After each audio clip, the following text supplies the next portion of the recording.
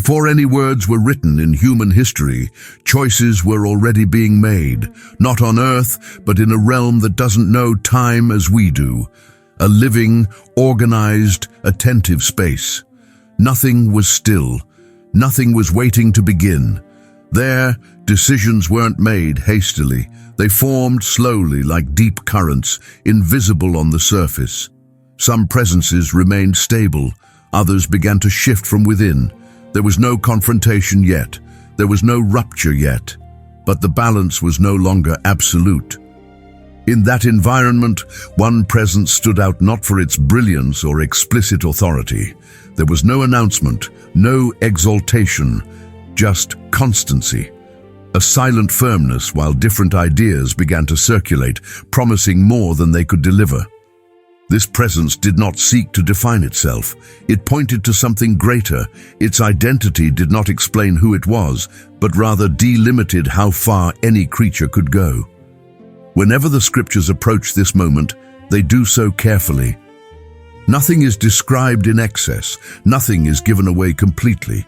Only signs that something decisive was being prepared long before any visible conflict arose.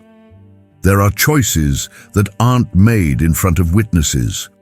They are formed far from applause, far from open resistance, and it is these silent choices that determine what comes next.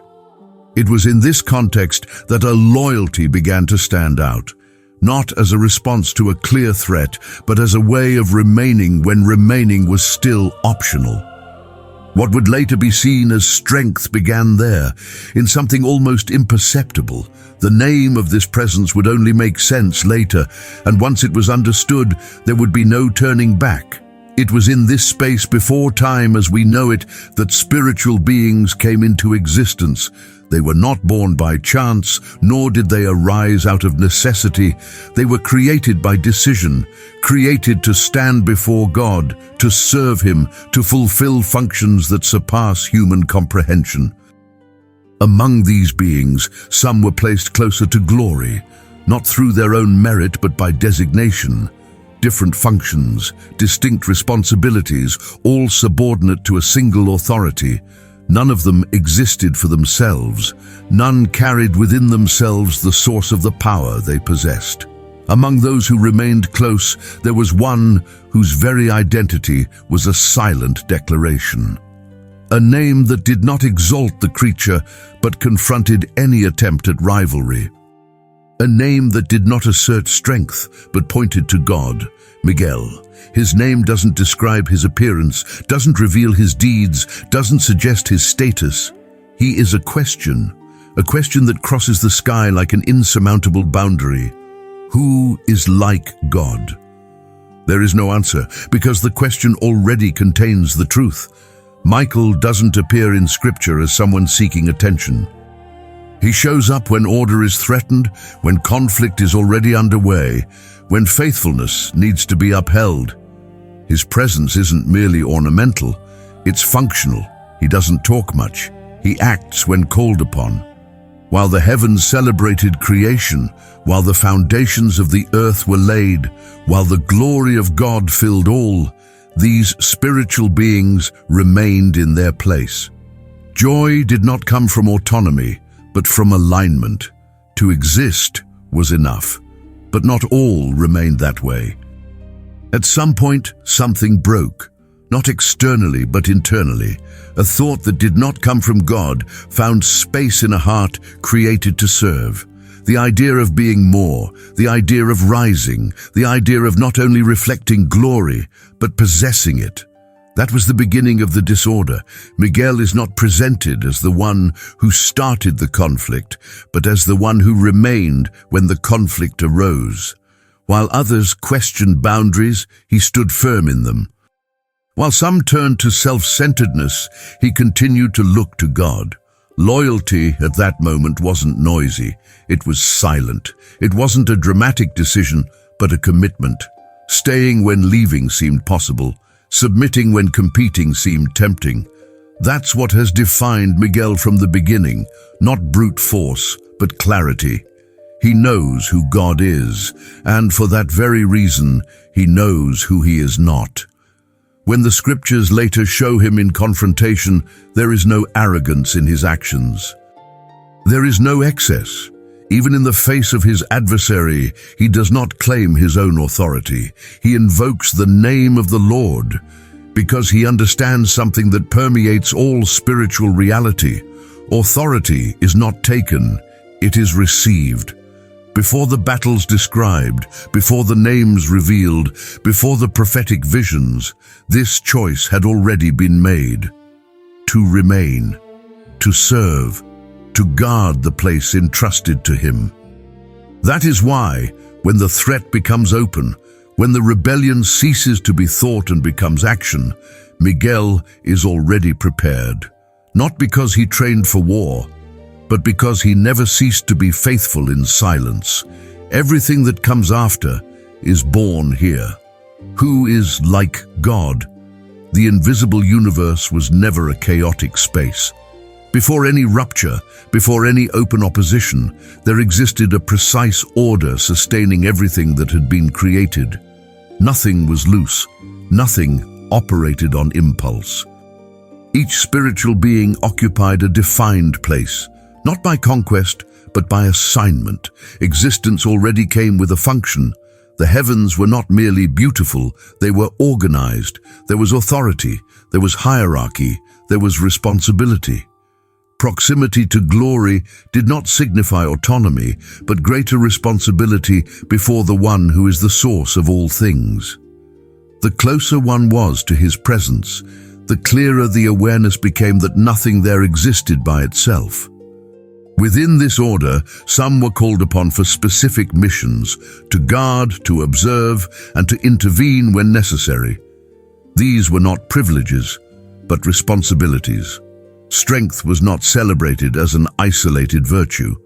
It only made sense when subjected to a greater purpose. Any power disconnected from its origin would inevitably lose its balance.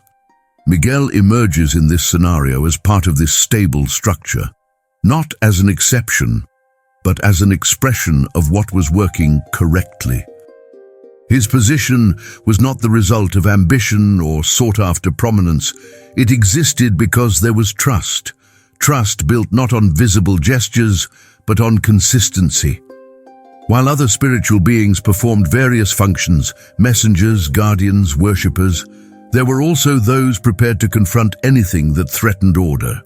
Not because they desired conflict, but because they understood the value of what needed to be preserved. To protect order was to protect creation itself. This organization did not negate freedom. On the contrary, it made it more evident. Each being knew exactly where they were and why. Loyalty was not automatic. It was a continuous choice. Remaining aligned required inner clarity, especially when new ideas began to circulate. It was in this context that the difference between remaining and desiring more began to become perceptible, not explicitly, not in open discourse, but in subtle inclinations. The order remained intact on the outside, while on the inside some convictions began to shift. Miguel is not described as someone who monitored thoughts or watched over the intentions of others. His firmness came from elsewhere. He knew the limits that sustained celestial life. He knew that exceeding them did not mean growth, but rupture.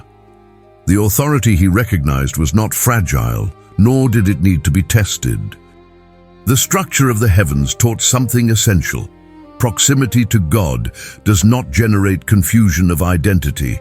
The clearer the divine presence, the more evident the difference between creator and creature became. Order existed precisely to protect this distinction. Therefore, when the scriptures speak of principalities, authorities, and dominions, they are not merely describing positions, but levels of spiritual responsibility. Each position carried real implications. Every decision reverberated beyond itself. Nothing was too small to matter. Miguel occupied one of those sensitive points in the structure, a place where clarity, loyalty, and discernment needed to go hand in hand. There was no room for disordered impulses there. Any misalignment would have far-reaching consequences. Even so, nothing had yet manifested as a confrontation. Silence prevailed. Order continued to function, but silence did not mean an absence of tension. Sometimes it is precisely when everything seems stable that the most decisive decisions are being made. What held up the heavens at that moment was not the absence of conflict, but the presence of respected boundaries. And these boundaries were not imposed by force, but recognized by truth. Miguel understood this deeply. His strength didn't come from offensive ability, but from alignment. He didn't need to prove anything. He didn't need to assert himself. He existed to fulfill what had been entrusted to him, and that was enough. This silent stance would become essential when the established order began to be questioned more directly. When ideas ceased to be merely internal suggestions and began to seek acceptance. When the structure needed to be defended not only with conviction but with action. None of this happens suddenly. Every disruption begins long before the first visible impact. And that's why understanding the order that existed before the conflict helps us understand the weight of the choices that would come afterward. Miguel's loyalty wasn't born in the midst of war. It was built here, in this space of balance, where remaining loyal was a daily, silent, and for many, seemingly simple decision. But it is precisely this kind of loyalty that sustains everything when the silence comes to an end. The order of heaven was not broken by fatigue. It did not deteriorate with time. It was sustained by the presence of God and by the clarity of a truth that no one needed to teach. Everything that exists, exists because He willed it. This certainty was the ground beneath the feet of spiritual beings. It kept everything in its place. Therefore, the beginning of the rupture didn't come with a bang. It came as an almost imperceptible shift, like an off-key note in a perfect piece of music. Something that for a while could go unnoticed if no one paid attention to what was happening inside. The scriptures describe with strong yet restrained language the emergence of this inner corruption. A being created with beauty, wisdom, and exalted position began to look at itself with a different kind of attention. The glory that should have pointed to God became a mirror. What should have been service began to be interpreted as entitlement. The difference between receiving and possessing became blurred. No one sees pride being born the way one sees a war. Pride forms in silence. It grows where there is no gratitude. It strengthens when the creature ceases to marvel at the source and begins to be fascinated by its own form. This change didn't require an assembly nor an official announcement. It was enough for a heart to begin to consider its own greatness as something independent of God. It was enough for the idea of more to emerge as a need. It was enough for a dangerous question to appear. Why not? The Bible allows us to glimpse this movement when it speaks of, "I will ascend, I will exalt, I will be." There is a repetition of personal will, an internal axis revolving around one's own desire. It is not merely ambition, it is an attempt to reposition the center of the universe. Meanwhile, Miguel remained where he always was. And this detail is more important than it seems. When someone deviates, the contrast doesn't appear in the intensity of their speech, but in the stillness of someone who doesn't move. Loyalty doesn't need to be announced to exist. It simply remains. Miguel doesn't appear in Scripture as someone who harbors suspicions or patrols others, but his closeness to God's presence suggests a different kind of sensitivity. The closer one is to the light, the easier it is to perceive when something begins to darken from within, even if it's still covered by an appearance of splendor. At some point, what was merely inclination became language. Dissatisfaction needed to find a voice. The idea needed to seek allies. Isolated thought, when it wants to become reality, seeks company. A rebellion is never born great. It needs persuasion. It needs promises. It needs a discourse that makes wrongdoing seem like liberation. This is how seduction works.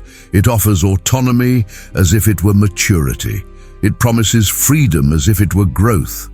And, to make the lie acceptable, it first needs to weaken trust in God's goodness. Divine authority comes to be described as an unjust limit. Order comes to be described as imprisonment. Service comes to be described as humiliation. The tragedy is that this strategy is not limited to the human heart. It appears as a pattern of evil from the beginning. First, the interpretation changes, then the posture changes. Finally, loyalty changes. Michael, whose identity is a question that points to the supremacy of God, becomes a natural point of resistance against this type of discourse. Not out of aggression, but because his very existence challenges the central idea of rebellion. If the rebel wishes to rise to the place of the Most High, Michael carries within himself a permanent reminder that this place is neither empty nor available, nor contested. When a lie begins to circulate, there always comes a point when everyone needs to decide what they will do with it. Some reject it immediately. Others listen to it for too long. Others embrace it because they are attracted to what it promises. Scripture uses a striking image to speak of this adherence, a portion of the stars being swept away. It is the language of a mass loss, a quantity that is frightening. It's not hard to imagine the weight of that moment in heaven. Beings who had sung before God, beings who had contemplated His glory without filters, were now bowing to a proposal that would distance them from the source of life. This reveals that seeing is not the same as loving. Being near is not the same as remaining faithful. There is a difference between presence and true worship. Miguel, for his part, is not easily confused. His discernment does not stem from suspicion. It stems from reverence. He knows the character of God, and knowing the character of God changes everything because it prevents the creature from interpreting limits as cruelty. He who trusts in the heart of the Creator is not irritated by order. He who trusts does not need to seek a throne of his own. As adherence increases, neutrality ceases to exist. There comes a point where silence is no longer a valid answer. There is a moment when loyalty needs to be expressed, not to prove oneself, but to take a stand. The existence of evil demands a decision because it always tries to occupy space where it finds hesitation. It is in this type of scenario that Michael becomes most visible in the biblical narrative. Not as the protagonist of a story about angels, but as an instrument within a story about God, about true authority, about the cost of abandoning one's own place. Heaven does not move towards conflict for lack of options. It moves towards conflict because a lie, once embraced, knows no limits. And this is how the order begins to be tested. One truth underpinned everything: God is incomparable. The rebellion arises as an attempt to deny this. Michael remains a living witness to this truth, while the entire environment approaches a point where remaining will no longer be just a silent choice. It will be a stance that involves everything. The idea was no longer just a possibility. It was beginning to take shape. What was once an inner struggle now sought external expression. Rebellion, when it matures, ceases to be mere thought and begins to demand adherence. It needs voices, alliances, movement. In the heavens, this was the moment when neutrality became impossible. Remaining silent no longer meant mere discretion, but taking a stand. Staying in one's place came to be interpreted as resistance. Not because Michael had raised any explicit opposition, but because fidelity, when confronted with falsehood, becomes a natural obstacle. Scripture does not describe formal assemblies or lengthy speeches, but it makes clear that there was division. An implicit call permeated the heavenly realm. It was not an invitation to reflection, but a demand for choice. Either the creature accepted God's supremacy as the ultimate limit, or it came to see that limit as something to be overcome. Miguel understood what was happening before the conflict became visible, not out of distrust, but because he knew the weight of divine authority. He knew that order was not an administrative detail of heaven, but the foundation that sustained spiritual life. Breaking it would not produce freedom, but collapse. When rebellion takes hold, it attempts to rewrite the narrative. The Creator is presented as a constraint, obedience as backwardness, fidelity as a lack of daring. This type of language doesn't arise by chance. It's necessary to justify the rupture. No one abandons the truth without first distorting it. Miguel doesn't respond to this discourse with elaborate arguments. His very existence is answer enough. The name he bears is not a rhetorical weapon, but an absolute limit. He doesn't need to convince anyone. He simply remains aligned with what has always been true. At this point, something changes in the heavens. The tension ceases to be merely internal. Loyalty becomes visible, not because Michael is promoting himself, but because the opposition now demands a reaction. Defending order ceases to be just a stance and becomes a mission. This is where Michael's leadership is most clearly revealed. Not as an ambition for command, but as a natural consequence of the trust placed in him. Scripture calls him a prince, not because of status, but because of responsibility. Where the structure is threatened, someone needs to uphold what is still standing. Other spiritual beings, realizing the gravity of the situation, align themselves with it, not out of fear, but out of clarity. Fidelity has an aggregating effect. It attracts those who recognize the truth, even when that truth offers no seductive promises. Rebellion, in turn, also grows stronger. It feeds on dissatisfaction, comparison, and the desire for ascension. Heaven, which was once a space of perfect harmony, now harbors two opposing directions. Not two gods, not two legitimate authorities, but one true authority and a claim that refuses to accept limits. It is important to note that conflict does not arise from force, but from the refusal to acknowledge the source of force. This is the essence of all spiritual rebellion. It is not the existence of power that causes chaos, but the desire to possess it without submission. Miguel understands this clearly. That is why, when Scripture presents him in confrontation, he never acts as one who disputes his own authority. Even in the face of his adversary, he invokes the name of the Lord.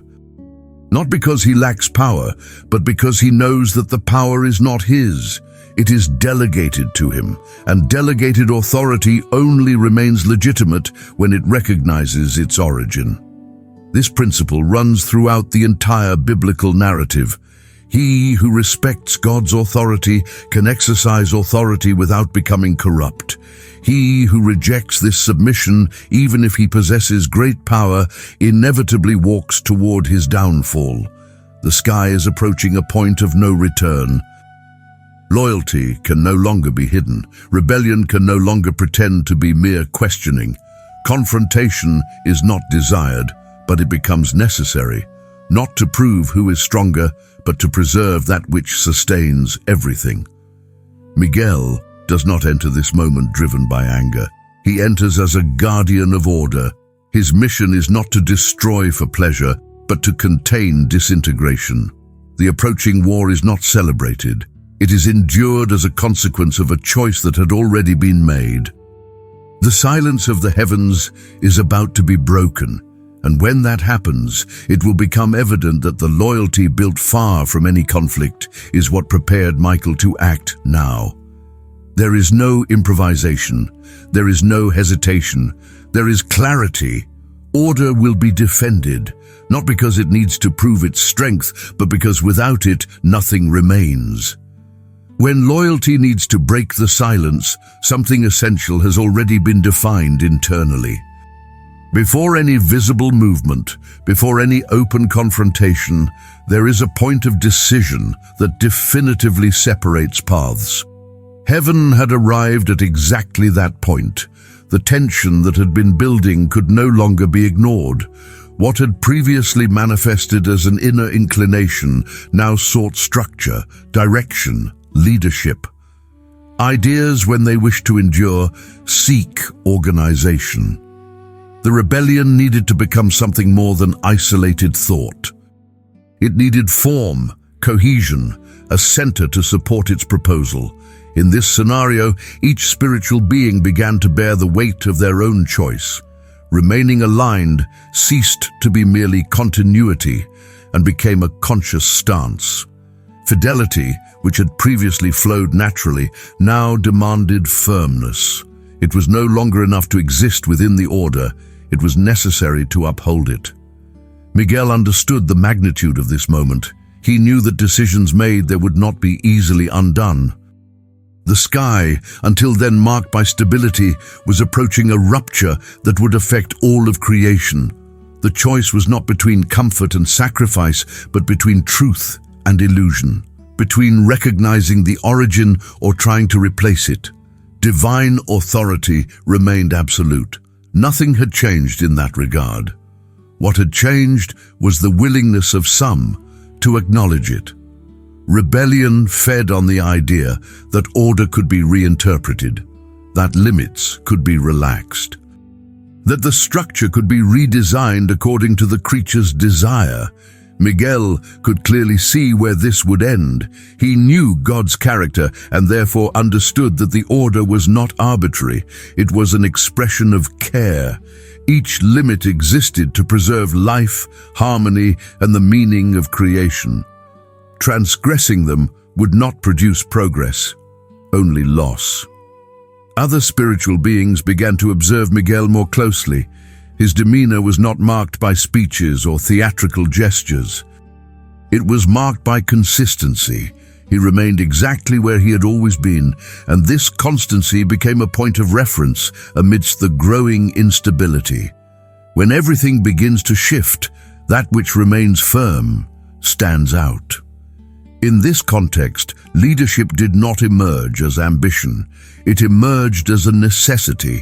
Where there is confusion, someone needs to uphold clarity. Where there is division, someone needs to remember the fundamentals.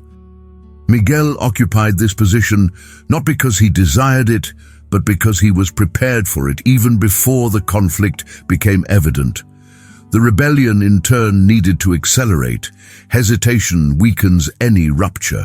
To stay alive, the rebellious proposal needed to generate a sense of urgency, a promise of gain, a feeling of opportunity. The more time passed, the more evident the cost of the wrong choice became. The sky became a space for attentive observation. Nothing was improvised. Nothing happened on impulse. Every movement carried far-reaching consequences. Loyalty was not rewarded with applause, but with increasing responsibility. To remain loyal meant being willing to act when the preservation of order demanded it. Miguel felt the weight of this responsibility. Maintaining order was no easy task. It involved confronting something that had been born within creation itself. It involved recognizing that not all beauty guarantees fidelity. It involved accepting that conflict, once initiated, would need to be contained so that destruction would not spread. Scripture reveals that, at that point, the sky was already divided in directions, not yet in open battle, but in clear alignments. The choice had already been made by many, even if it had not yet been executed. What was lacking was the moment when that choice would become irreversible. Miguel did not anticipate this moment. He waited. Waiting is also part of faithfulness. To act prematurely would be to break the very order he intended to protect. Patience there was an expression of trust in God's authority. Nothing escaped the Creator's control. Meanwhile, the rebellion became more explicit. The proposed ascension ceased to be a whisper and became a clear direction. Those who had leaned internally now sought to justify their choices externally. The truth needed to be distorted for the rupture to seem reasonable. Miguel remained firm. His clarity didn't come from direct confrontation, but from deep conviction. He knew that true authority doesn't need to be defended excessively. It stands on its own. His role would be to act when called upon, at the right time, with the necessary force and nothing more. This period of tension definitively shaped what would come next. Loyalty ceased to be merely a state of mind and became an active commitment. Each moment of waiting strengthened those who remained aligned. Each misstep exposed the fragility of the rebellion. The sky was drawing closer to the moment when the choice would cease to be internal and become action. When that happened, there would be no room for ambiguity. Truth would demand defense. Order would demand protection. And Michael, who had remained faithful in silence, would be ready to uphold that which had always upheld everything. The moment that had been avoided for so long was finally approaching.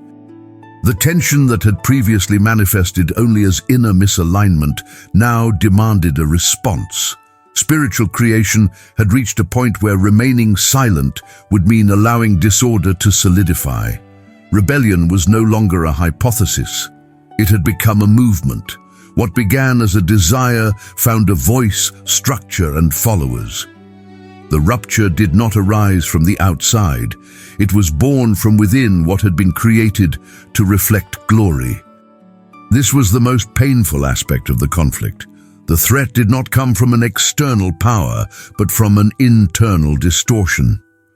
Miguel understood the weight of this scenario. Defending order wasn't just about facing an adversary. It was about confronting something that had once been part of the harmony. Heaven wasn't dealing with an unknown enemy, but with a rupture between those who had shared the same presence, the same mission, the same purpose. God's authority was never in question. What was at stake was the preservation of creation against the lie that autonomy could replace origin. This idea needed to be contained before it contaminated everything. Order cannot maintain itself when truth begins to be reinterpreted.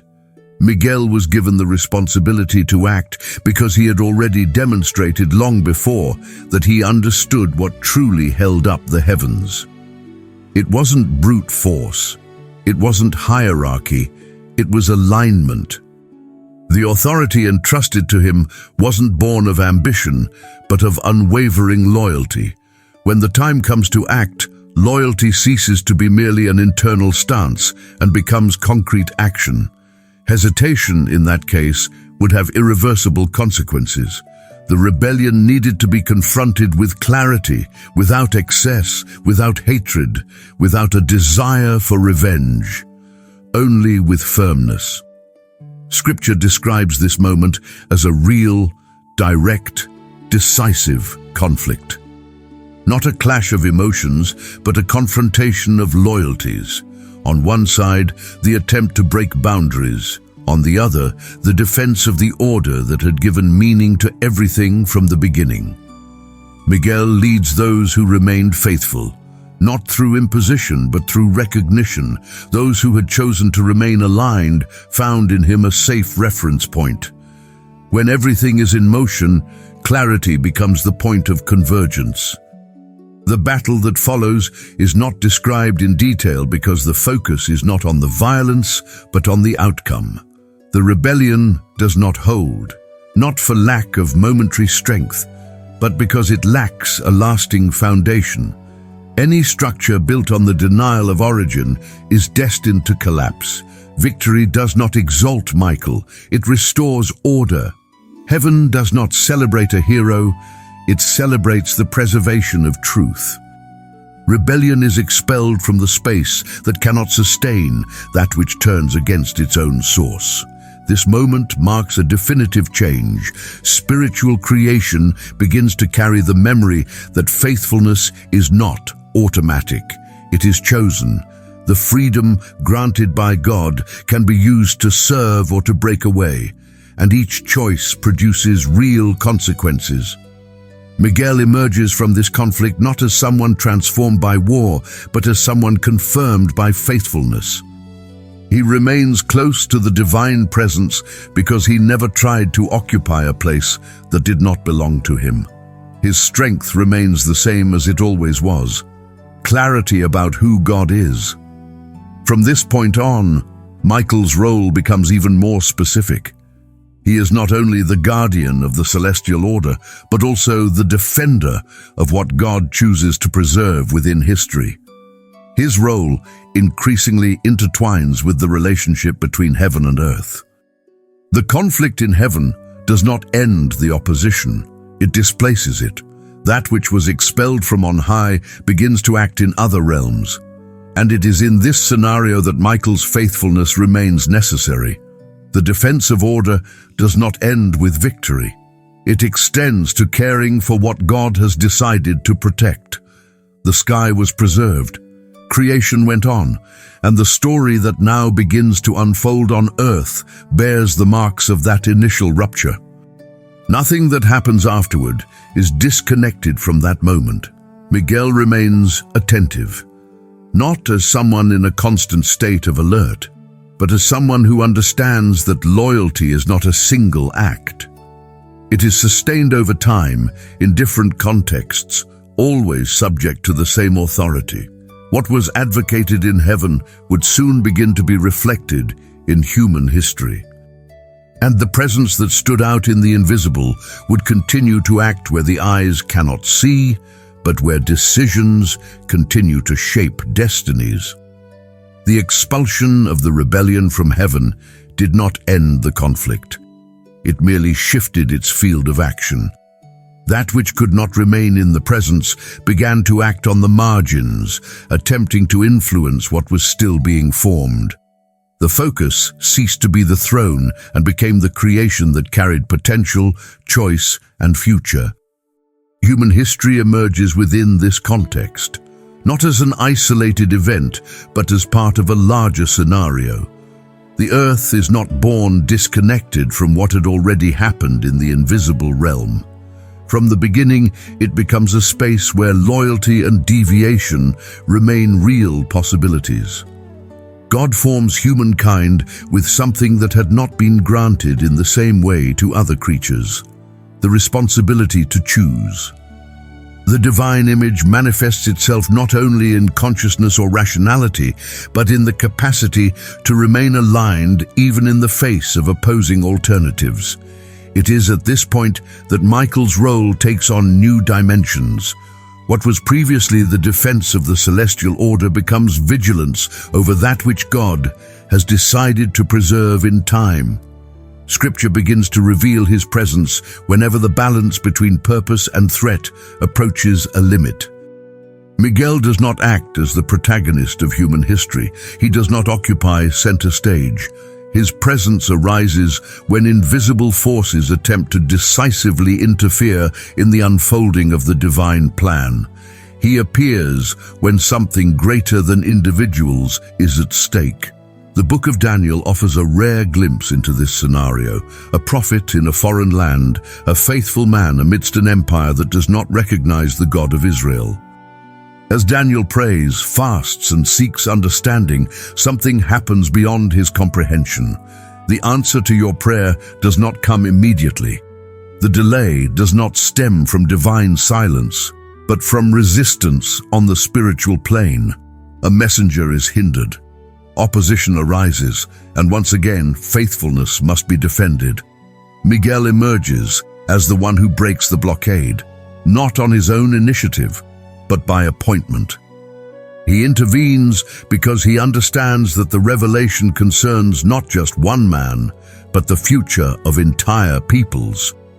What is being communicated transcends the immediate present. This scene reveals something essential.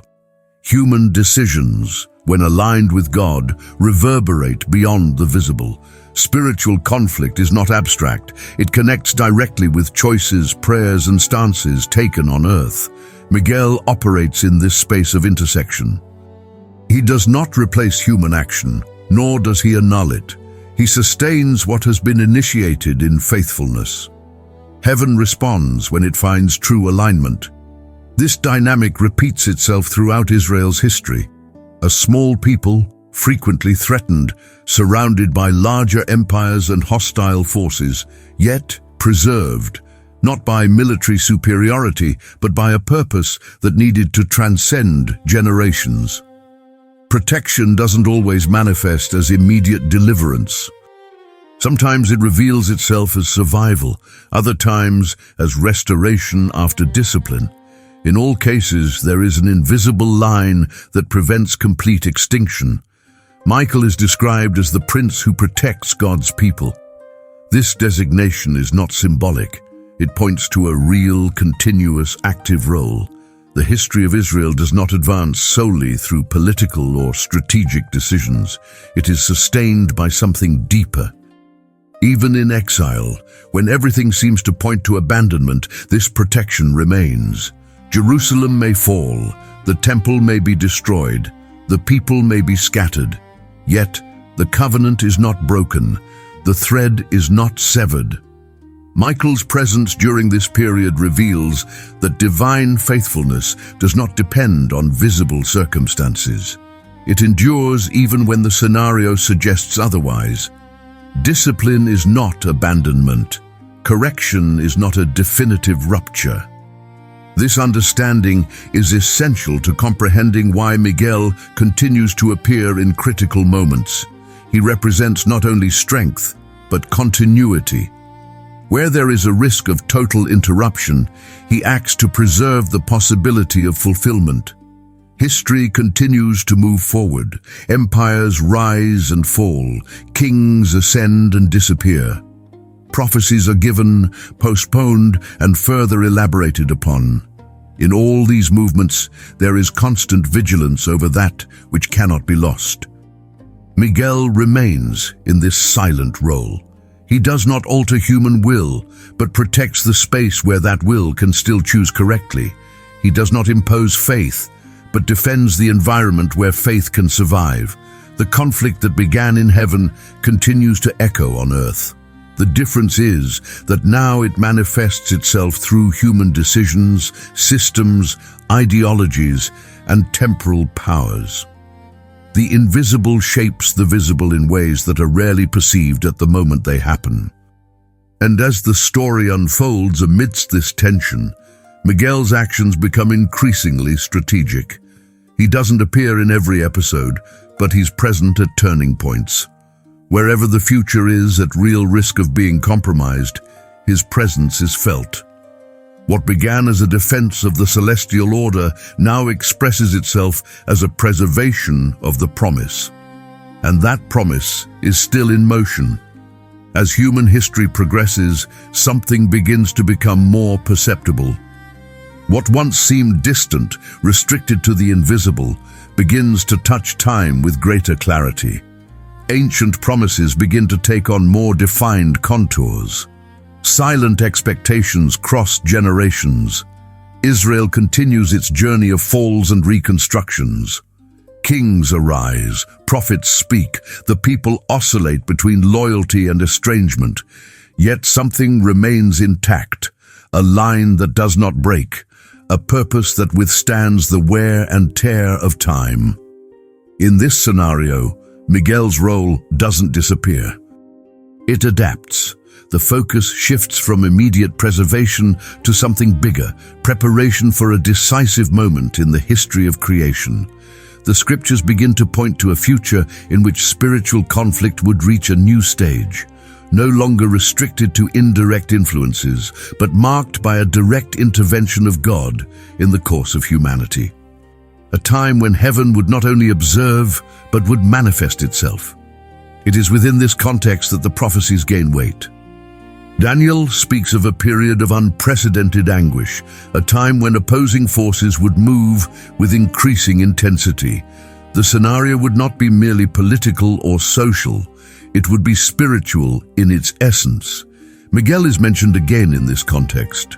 His presence is not a mere detail. He appears associated with this critical moment, described as one in which balance would be tested like never before. The text doesn't dwell on explanations. It states it, and this statement carries weight. The appearance of Michael at this point indicates that something was about to align irreversibly. The protection would not only be for a specific people, but for that which God had promised to fulfill throughout history. Meanwhile, the visible world continued its course. Empires dominated territories, religious systems consolidated, traditions strengthened. Many no longer perceived the growing tension that was accumulating in the invisible world. Still, there were signs, a vague expectation, a feeling that time was approaching a turning point. Ancient prophecies were being remembered again. Words that had been misunderstood before were beginning to make sense. Miguel remains as guardian during this interval, not to hasten events, but to ensure that nothing essential is interrupted prematurely. His role becomes less visible, yet more decisive. The arrival of the Messiah would not be merely a human event, it would involve the entire heavens. The birth, growth, and ministry of the one who would fulfill the promise would require constant protection against forces that would attempt to impede this advance from the very beginning. The scriptures do not directly describe Michael in these early episodes. Still, the pattern remains. Whenever the threat approaches the center of the divine plan, the protection intensifies. Nothing happens outside of control. Nothing escapes purpose. The conflict, which previously manifested itself through external persecution, begins to shift into the realm of influence, temptation, and distortion of the truth. The opposition starts to act more subtly, seeking to divert rather than openly destroy. Miguel continues to operate against this backdrop. He does not interfere with human freedom. He sustains the space where that freedom can be exercised without being stifled. His function remains linked to preserving the path, not to imposing the result. As time progresses, it becomes clear that the final confrontation will not be merely between armies or systems, but between loyalty and rebellion in its most refined form. The same conflict that began before creation now approaches its conclusion. Miguel, whose identity has always pointed to God, maintains his position. The same principle that sustained him from the beginning continues to guide his actions, recognizing divine supremacy in every circumstance. The sky watches, the earth moves, time narrows, and what was decided in silence begins, little by little, to reveal itself in history. Time arrives at its decisive point without fanfare. There is no celestial announcement visible to all. There is no rupture in the sky that draws the attention of the earth. What happens is silent, almost unnoticed, except for those who still know how to wait. The promise spans centuries until it finds a body, a place, a specific moment. The eternal accepts limits. The invisible accepts form. Heaven draws closer to earth. This moment doesn't happen in a center of power. It doesn't emerge in palaces or among religious authorities. It is born on the margins, far from human control, in a simple, fragile, vulnerable environment. Precisely for this reason, it is dangerous for forces that have always sought to control the narrative of creation. From the beginning, there has been resistance. Not open, not direct, but strategic. The attempt is not to destroy what is being born, but to prevent it from growing. The conflict that began as a rebellion now takes on more subtle contours. The target is no longer the throne, it is the fulfillment of the promise. The scriptures reveal clear signs of protection during this period. Dreams that guide, warnings that redirect paths, unexpected shifts that preserve lives. None of this is presented as a spectacle. Everything happens naturally, as if heaven were merely adjusting its course. Michael is not mentioned by name in these events, but the pattern remains. Whenever the center of the divine plan approaches real danger, the protection intensifies, not to eliminate the threat, but to prevent it from fulfilling its purpose. Childhood continues. Growth happens in anonymity. Decades pass without extraordinary events. The conflict doesn't disappear, it merely waits. The opposition observes. Time, once again, works in favor of loyalty. As the ministry begins, the tension becomes more palpable. The truth starts to confront established structures. The discourse doesn't seek to please, it reveals, and every revelation demands a stance. The temptations in the desert are not merely individual tests. They represent attempts to redirect purpose, offers of shortcuts, proposals of immediate power, suggestions of autonomy. Everything echoes the same ancient movement: to achieve without submitting. The answer remains firm. The authority is not claimed, it is acknowledged. Every word reaffirms a principle that runs throughout the spiritual narrative. Nothing exists outside of God's will. Meanwhile, the impact spreads. People are restored. Internal structures begin to crumble. The exposed truth is more unsettling than any external force. The conflict now takes place in the human heart.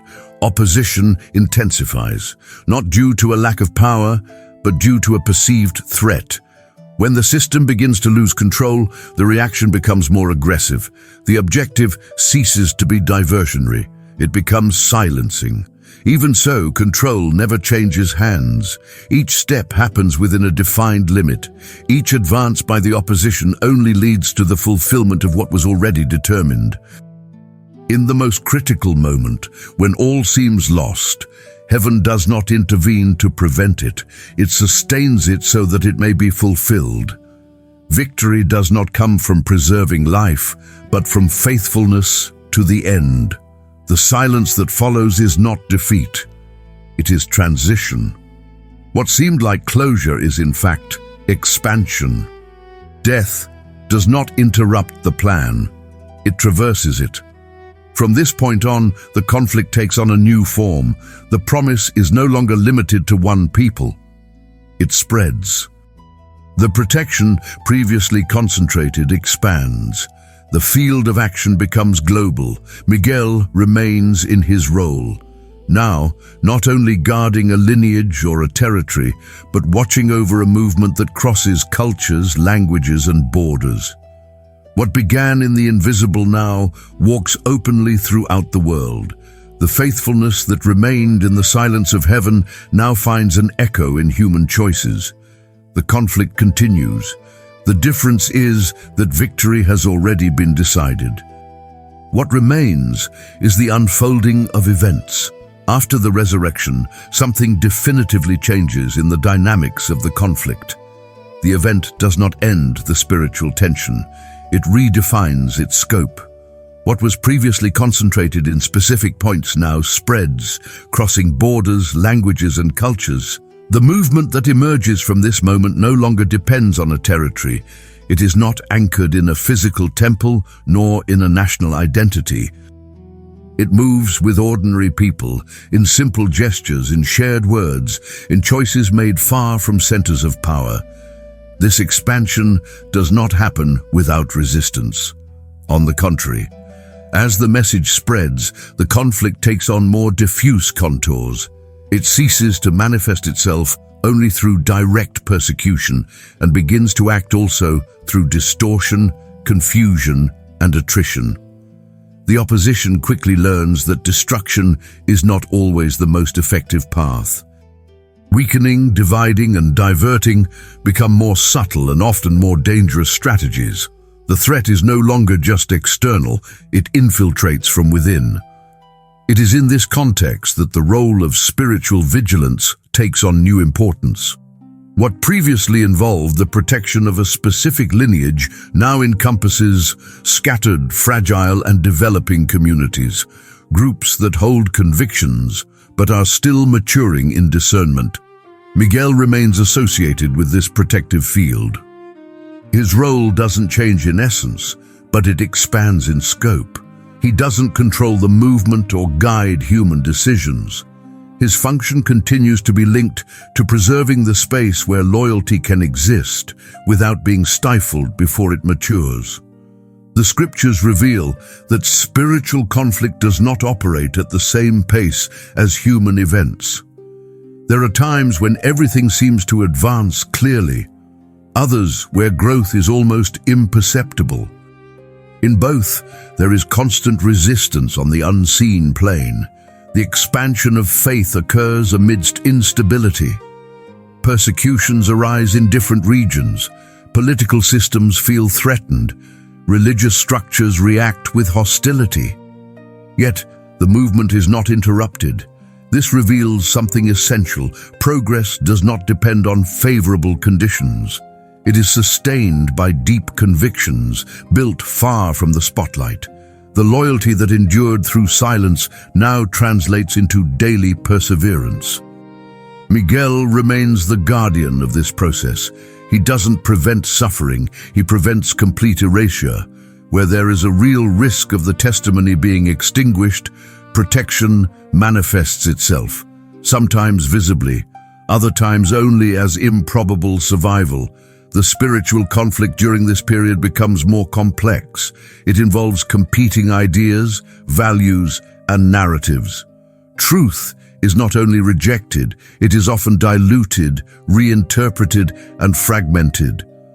The challenge is no longer simply to remain steadfast. It becomes one of discernment. This change demands a different kind of vigilance, not just strength, but clarity. Not just resistance, but fidelity to essence.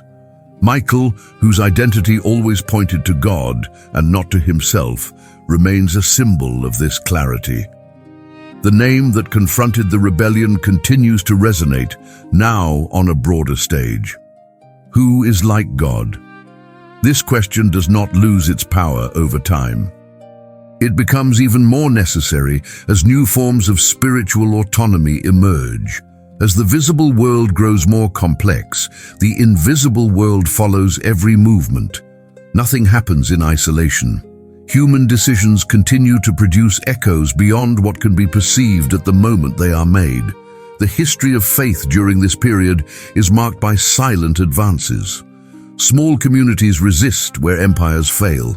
Simple convictions survive sophisticated pressures. Conflict does not disappear, but neither does it win. Miguel remains attentive to the tipping points, where persecution threatens to become eradication, where distortion threatens to completely replace the truth, where fear threatens to silence what still needs to be said. The performance may not be consistent in appearance, but it is precise in function. It emerges at the limits, in moments when the balance is about to break irreversibly. Expansion continues. Time moves forward. Conflict adapts. Purpose remains intact. What began in silence was sustained by faithfulness, and revealed over time is now moving toward its conclusion. Not yet fully visible, but drawing ever closer. And while this is happening, the surveillance does not cease. As time progresses, the spiritual conflict enters a less visible, yet more persistent phase. There are no more major immediate ruptures, nor interventions that drastically alter the course of events abruptly. The challenge now is different: to traverse the centuries without losing its essence. Faith is no longer a recent movement and is now facing the risk of complacency. What began as a living conviction is starting to confront the wear and tear of repetition, institutionalization, and routine. The danger is no longer just external persecution, but internal emptiness. Communities multiply, traditions form, structures consolidate. In many places, faith survives amidst open hostility.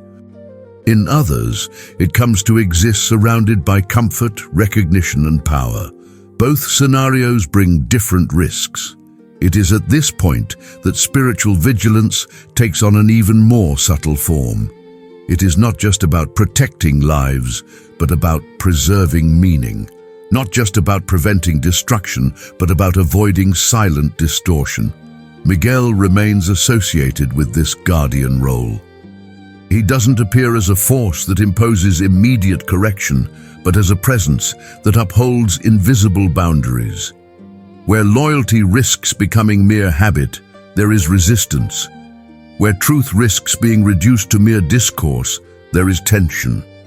Throughout the centuries, the conflict manifests itself through competing ideas, fragmented interpretations, and attempts to mold faith to the interests of the time. The challenge ceases to be about physical survival and becomes about remaining spiritually whole. Often, the pressure doesn't come from the outside, but from within. The temptation is to adapt the message to make it more acceptable, more convenient, more aligned with cultural expectations. The risk lies not in changing the language, but in losing sight of the core message. Miguel doesn't directly interfere in this process. His role remains to protect the space where authentic choices can still be made. He doesn't decide for anyone. He prevents the decision from being eliminated before it happens. The history of faith during this period is marked by cycles, moments of profound clarity followed by periods of confusion, times of renewal interspersed with phases of hardening. Yet, something always remains alive. Even when structures fail, even when leaders lose their way, even when institutions stray from their original purpose, there is always a thread that doesn't break. Small groups, anonymous individuals, silent gestures keep the flame burning that seemed about to go out. This permanence is not accidental. It doesn't depend solely on human strength. There is constant vigilance over that which cannot disappear without compromising the whole. Miguel remains attentive to these points of fragility. The spiritual conflict during this period is not resolved through direct confrontations. It manifests itself through prolonged wear and tear, through distraction, through the gradual replacement of essence with empty forms. It is a battle of resistance, not of immediate impact. The loyalty demanded now is not heroic in the classical sense. It is everyday, repetitive, silent. It is continuing when there is no recognition. It is remaining when the enthusiasm has faded. It is maintaining conviction when the environment is not favorable. Miguel, whose identity always pointed to God, remains a reference point for this kind of faithfulness. He doesn't represent the brilliance of the beginning, but the constancy that transcends time. He doesn't symbolize novelty, but permanence. While the world undergoes profound transformations, while systems emerge and disappear, surveillance continues to operate behind the scenes. The conflict does not intensify into spectacle, but prolongs itself in depth. This period reveals something essential about the divine plan. Victory does not depend on isolated moments of great impact, but on the sum of faithful choices made over time. What seems small, repetitive, and invisible sustains what is lasting. Miguel remains in this silent field, not as a protagonist of human history, but as a guardian of the possibility that history continues to point to God. As the centuries advance, the tension begins to shift again. Signs of acceleration emerge, global movements, unexpected convergences, the feeling that time is entering a different phase. Surveillance intensifies, not in volume, but in precision. The conflict is drawing to a close, and the boundaries are beginning to narrow. The loyalty that has endured silence, open conflict, expansion, and attrition is now approaching a new threshold. And once again, Miguel remains in his place. There are periods in history when the world doesn't suddenly collapse. It continues functioning, maintaining an appearance of normality while something essential begins to shift internally. The structures remain standing, the routines continue, But the stability is no longer the same. There is no clear warning, only a silent accumulation of tensions that alters the weight of choices. The scriptures describe this time as a narrowing. Possibilities don't disappear, but they become more demanding. What could previously be decided without much difficulty now requires a stance. The pressure doesn't appear as a visible spectacle, but as prolonged wear and tear, affecting convictions, identities, and relationships that once seemed firm. In this scenario, the spiritual dimension ceases to be something distant, not because new conflicts have been created, but because the old ones reach a point of maturity. The invisible begins to exert pressure on the visible with greater intensity. Decisions made long ago begin to produce effects that are difficult to ignore. It is in this context that Michael's presence is mentioned again in the scriptures. He does not appear as an immediate answer to suffering, nor as a promise of quick relief. His mention serves as a sign of restraint.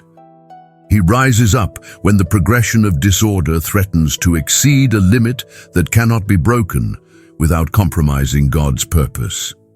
The protection associated with Michael does not eliminate pain nor interrupt conflict. It preserves the space where loyalty can still exist. Where the advance of chaos approaches the point of no return, there is resistance.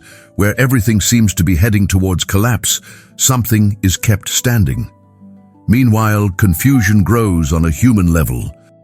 The distinction between truth and expediency becomes less clear. What once guided decisions begins to be relativized. Doubt arises not only as honest questioning, but as a slow erosion of inner clarity. Remaining faithful begins to require more awareness than enthusiasm. Time reveals what was built without depth. Convictions sustained only by habit crumble. Structures based on external stability cannot withstand continuous pressure. What remains is what was cultivated far from constant validation, often in silence. Miguel remains associated with this point of containment. He doesn't directly interfere with human choices. He guards the space where these choices can still be made with integrity. Where disorder threatens to engulf everything, there is a limit. This period also reveals the true nature of the rebellion that began long before human time. Its aim was never merely immediate destruction. Its advance was always marked by subtle shifts, the erosion of boundaries, and attempts to weaken the authority that sustains the order of creation. As time narrows, this intention becomes more visible. Neutrality ceases to be comfortable. Silence begins to carry consequences. What could previously be postponed now demands a response. Conflict manifests itself not only through obvious confrontations, but through continuous pressure, demanding clarity where adaptation was previously sufficient. Miguel remains associated with this point of tension.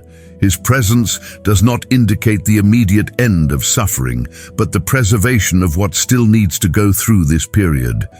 There is something that cannot be lost before its purpose is fulfilled. There is a line that cannot be crossed without compromising what comes after.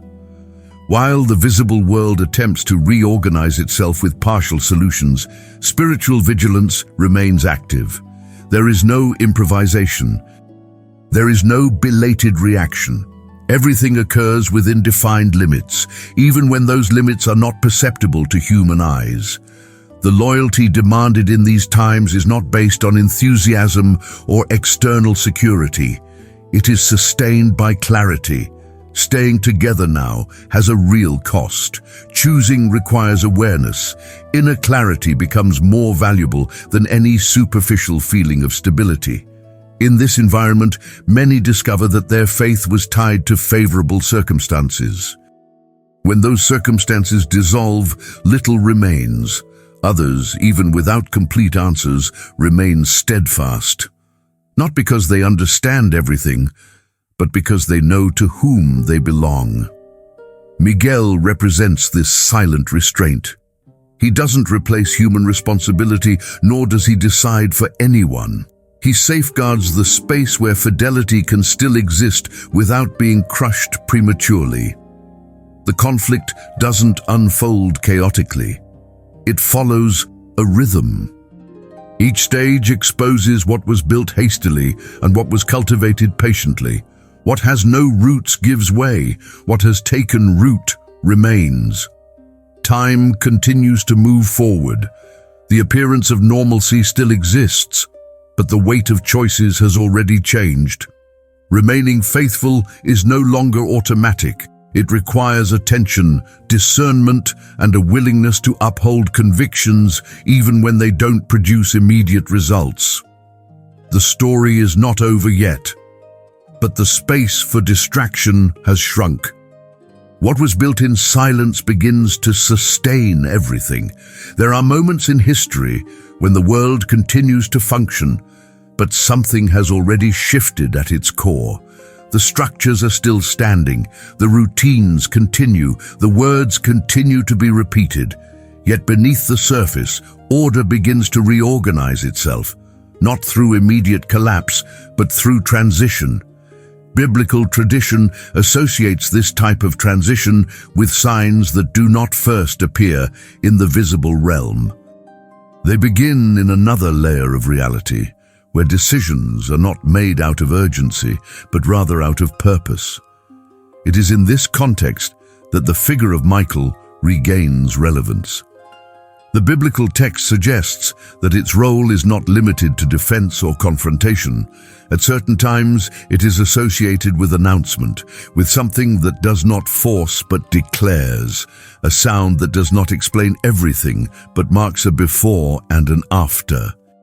Something that does not persuade, but only reveals that the waiting time is coming to an end.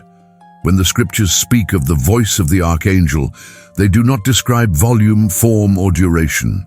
The emphasis is not on the sound effect, but on the meaning of the act. It is a summons, a call that transcends levels of creation and repositions everything that was still in suspense. This sound doesn't arise to convince those who resist, nor to alarm those who have already lost their way. It's addressed to those who remain attentive, even without understanding all the details, people and realities that were shaped by waiting, not by haste. Miguel then appears associated with this threshold.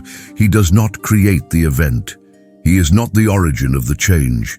His role is to announce that the authority that has always upheld order now manifests itself inevitably.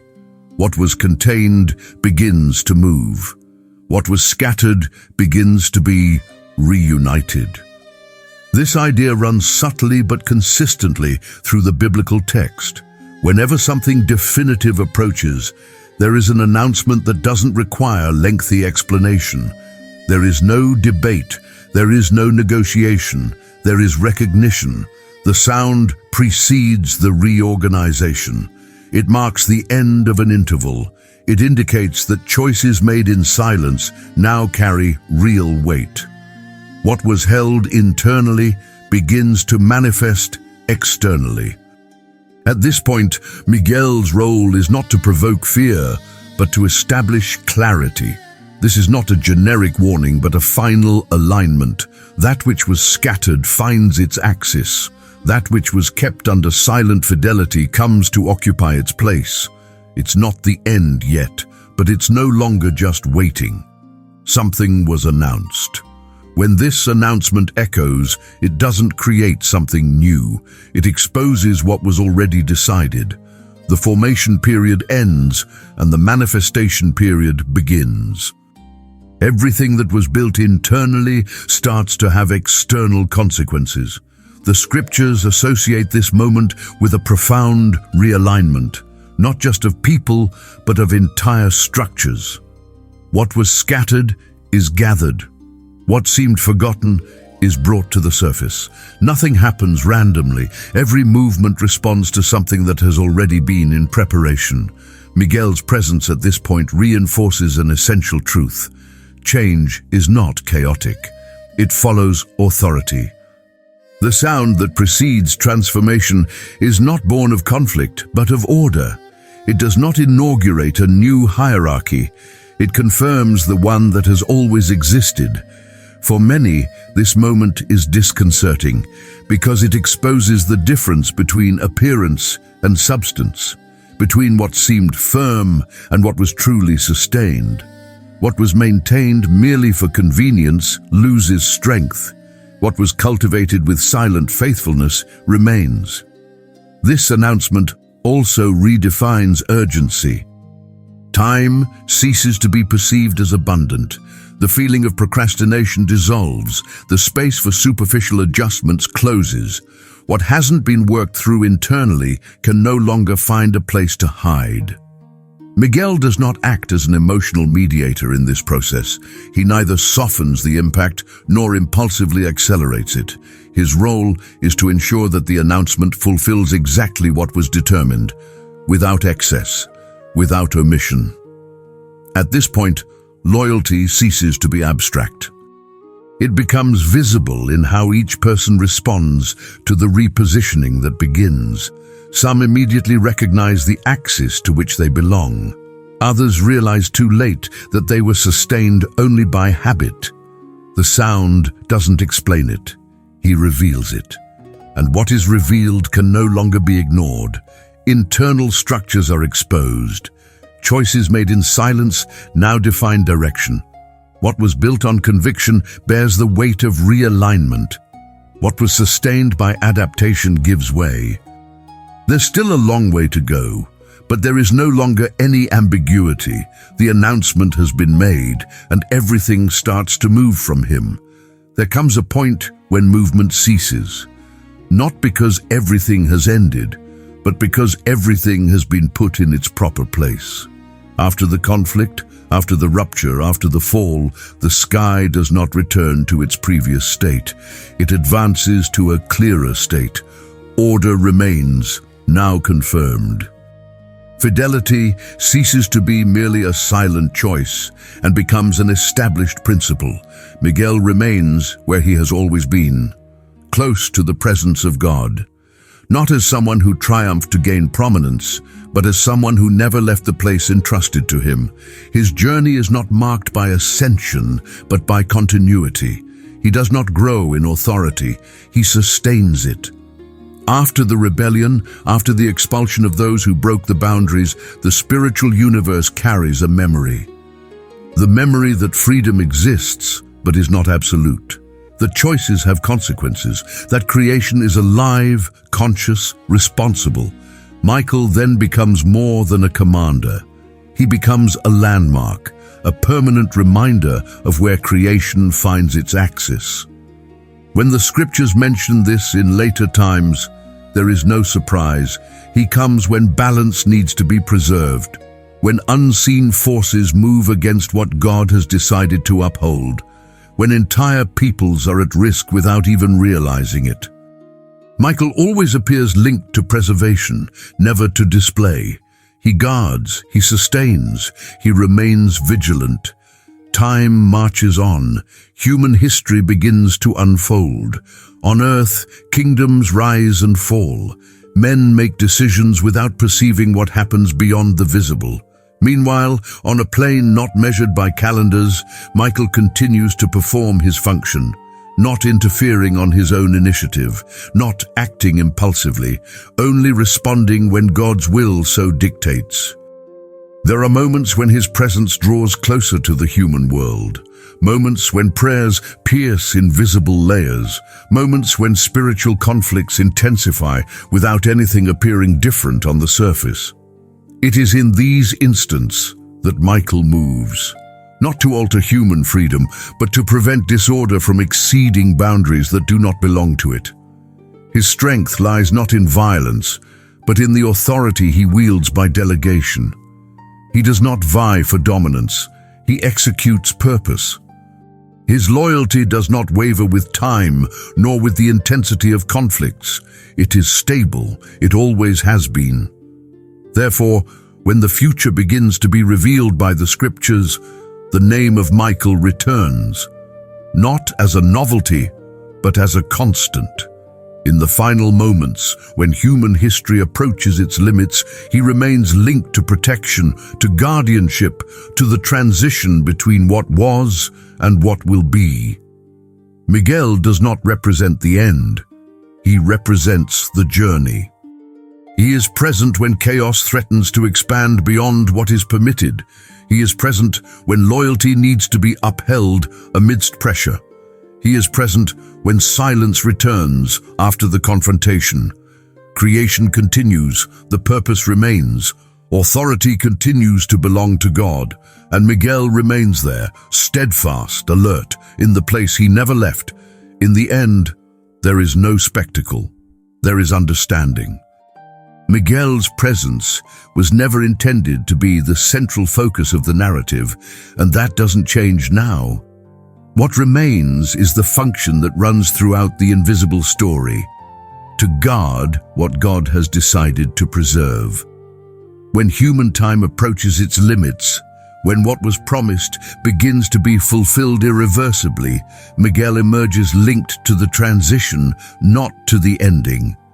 The scriptures point to a time when all that has been kept silent will become visible. Not as a sudden revelation, but as a natural consequence of choices accumulated throughout history. Faithfulness, which once seemed discreet, takes on eternal weight. Rebellion, which began as a thought, reveals its full cost. Miguel is associated with this threshold. He doesn't define the outcome. He guards the path until the outcome is fulfilled. His actions don't replace divine justice, nor do they anticipate decisions. They ensure that nothing gets out of control before the appointed time. When the texts speak of the end, they also speak of resurrection, of restoration, of the definitive separation between that which remains and that which is undone.